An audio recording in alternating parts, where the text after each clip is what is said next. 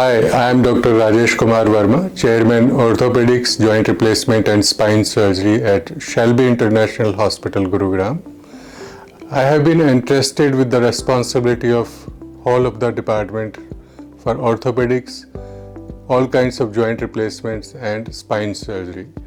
I am heading this unit with a team of 4 doctors who takes care of all kinds of orthopedic and joint replacement related problems, including sports injuries, pediatric orthopedics, joint replacement, primary as well as revisions. I personally have an inclination towards treatment of cervical and lumbar disc disorders. I do lots of disc replacement surgery where the patient can do all kinds of movements.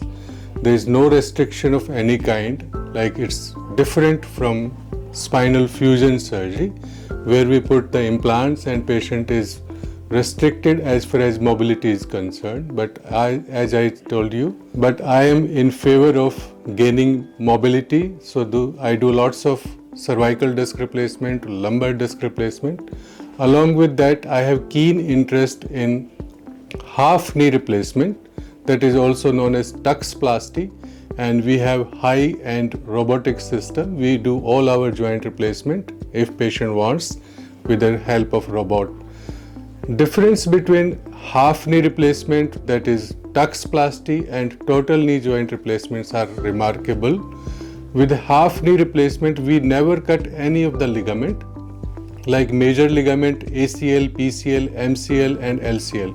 All 4 ligaments around the knee joints are kept intact, by which patient gets all kinds of movement. The feel of the joint is near normal, balance is great, and longevity of the implant is equal to the total knee replacement. This implant is best suited for either younger age population around 50 years or a second age group is after 70 years. Those patients who have got only half of the knee destroyed or unicondylar arthritis severe are best candidates for tuxplasty or unicondylar knee replacement. Thank you so very much.